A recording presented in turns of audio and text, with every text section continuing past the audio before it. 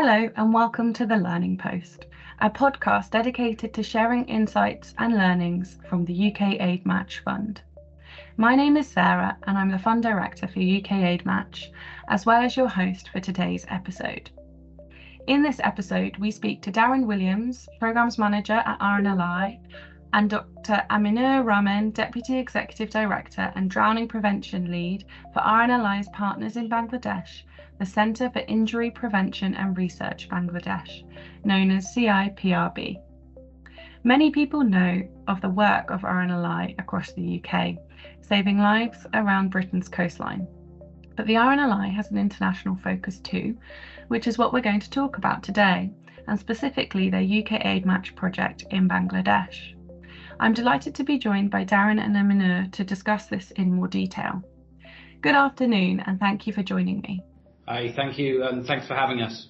So to start with, Darren, could you give us a brief overview of your recently completed UK Aid Match project in Bangladesh and what were its key aims? Sure. So the project is called Creches for Bangladesh, and essentially the aims were to deliver 300 community daycare centres known as Anchals locally, which would reduce the risk of drowning for children, up to 5,400 children in rural communities in Borashal region of Bangladesh. Great, thanks Darren, it sounds really interesting.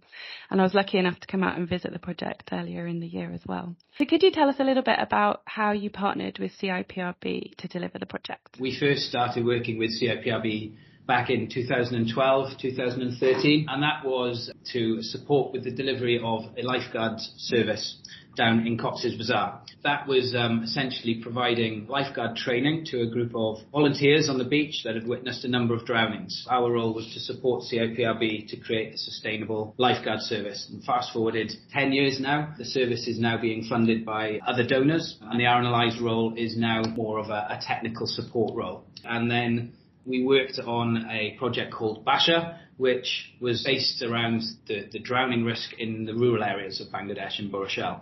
So actually, as you've already mentioned, drowning is a significant issue in Bangladesh, claims the lives of around 19,000 people every year, of which the majority are children. And interventions like community daycare, the creches, can significantly reduce the risk of a child drowning. Another intervention that we work with CIPRB to deliver is survival swimming for children aged 6 to 12 years. Great, thanks very much, Darren. I think a lot of our listeners might be quite surprised by those statistics. And Aminur, it'd be interesting if you could explain to our listeners a little bit more about that scale of the problem that Darren's just touched on in terms of drowning in Bangladesh. Okay, thank you.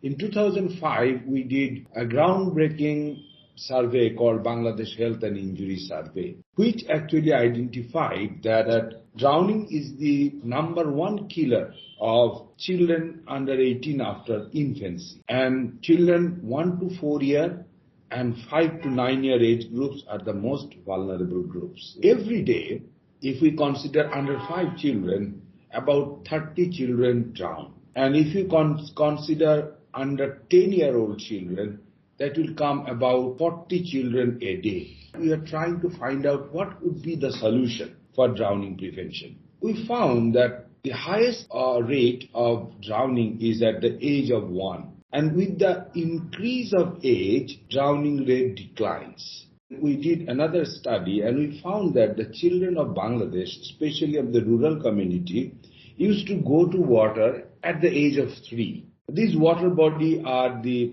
ponds, ditches, which are only about 20 to 50 meters walking distance. In these ponds, they used to drown where their parents or siblings are taking their bath or washing their clothes or washing utensils and water for everyday work. We found that from 3 years onward, the swimming ability of the children increases. And at the age of 10, about 60% children who are 10 years and over can swim. And it means that children who are lower than 10 years, the death rate is high.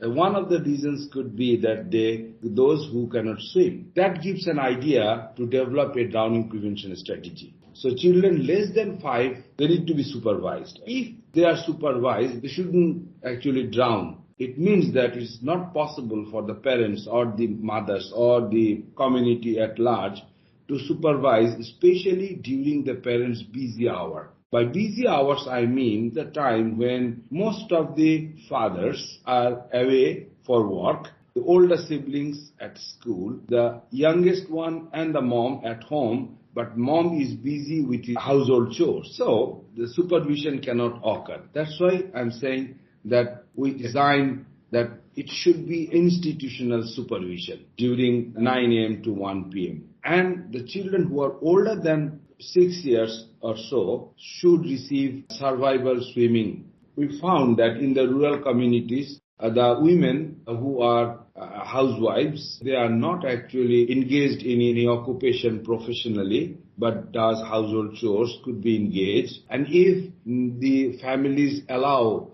one room to accommodate 20 to 25 children for 9 a.m. to 1 p.m., and if these women become interested to be paid volunteers to look after the children, and also at the same time they could provide early childhood development stimulations, so it will protect the children and also help them developmentally. So it's an innovation, and we found that the children who are in such type of supervision, this is we call Anchal. Anchal means community daycare. Now there is 82% less chance of drowning than those who are not participating in similar settings. Again, if the children learn survival swimming, some essential things are, for example, needs some water bodies where children should learn. Unfortunately, we cannot erect swimming pools in every villages. That's why we utilize rural ponds and install a bamboo structure which helps children to learn their basic skills of swimming safely. We need swimming instructors.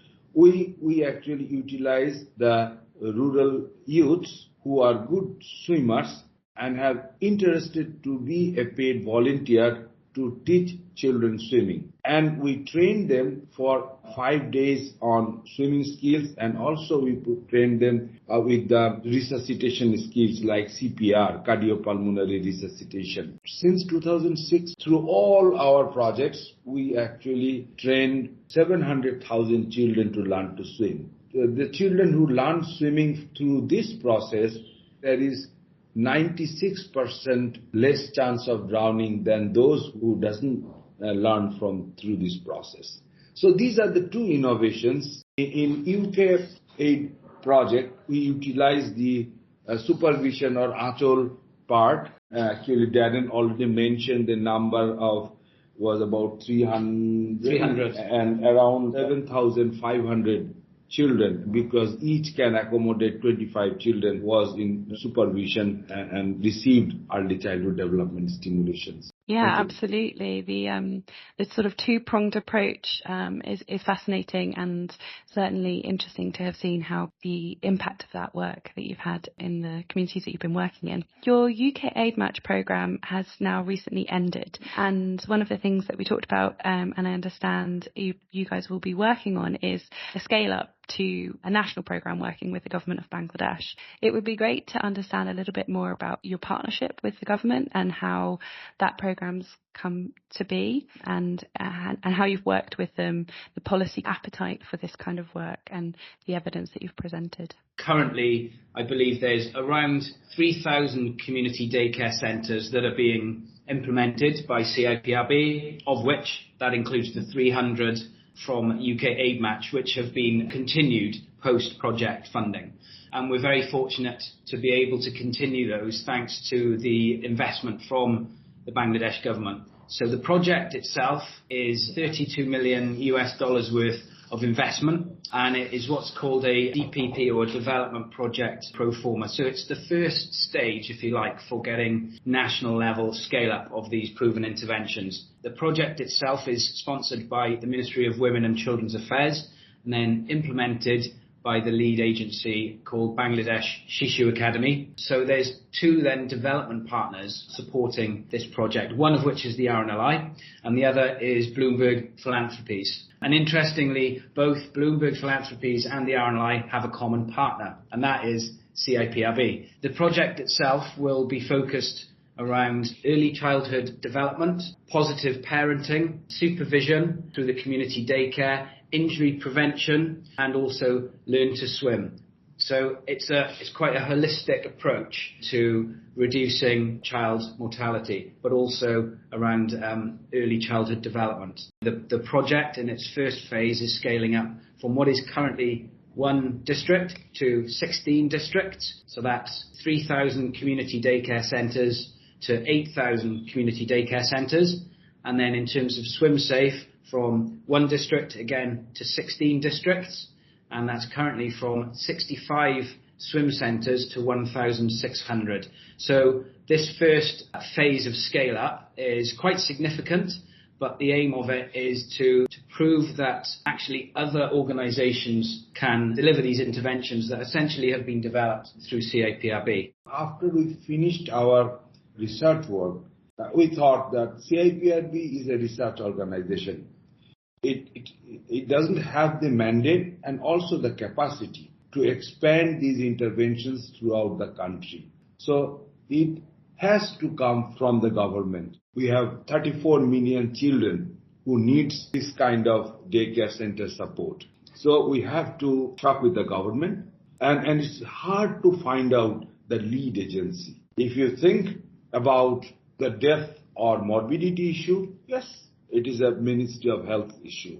If you consider as development or education, then again it could be Ministry of Education's responsibility. If you swimming teaching, if you consider as a sport, yes, it is also then Ministry of Youth and Sports responsibility. That means that it is a multi-sectoral kind of approach needs to be taken. So donors and CIPRB and also taking other actors on board, we started talking to different ministries of Bangladesh government.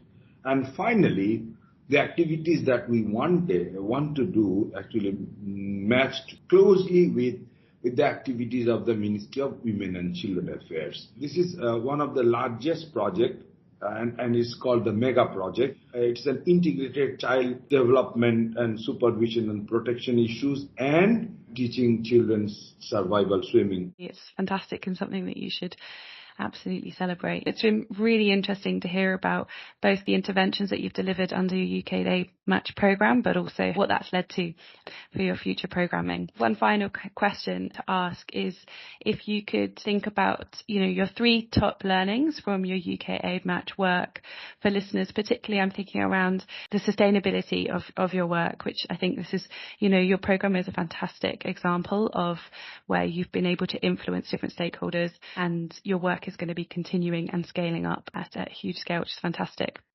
The most important thing that I've learned is adaptive management and the ability to adapt, and the willingness as well to adapt from the partner, but also from the donor and from the fund manager. I think that actually for us, the ability to adapt and deliver COVID prevention messaging and to integrate drowning prevention messaging really helped with the engagement with the local, divisional and the national level governments and key stakeholders. So I think that really helped when it came to working through that journey with the government scale-up project and getting that signed across the line. So I think that it would be ability to adapt is really important, considering the context in which you're working. Another one for me would be ensuring that whatever the intervention is that's being delivered has some clear evidence, and if it doesn't, that should be fundamental to the project. Generate the evidence in order to be able to scale up across countries, across regions, because I think without that, as has already been mentioned, it's very difficult to convince the key decision makers at government level why particular interventions are so important. I will see it from a different perspective. As a Bangladeshi organizations, why we have been awarded by UK Aid Match Fund? Why very successful? Number one, we had a context-specific proven intervention. Number two, it engaged community people. Without community, without their active engagement, this kind of interventions cannot be implemented. And number three, the relevant stakeholders actually accepted this, including the parents. They actually accepted this, that these are useful for their children. We had a proven intervention that helped us to get more grant. We are successful in proving that we could engage community in this action. Brilliant. Thank you so much. And thank you so much both for your time today. It's been fantastic hearing about both your work on the UK Aid Match programme and your future work that we wish you all the best of luck with. To find out more about UK Aid Match projects, head over to the Appeals and Grants section of UK Aid Match website at ukaidmatch.org/grants. Don't forget to subscribe to the Learning Post so you don't miss any future episodes. And thanks for listening.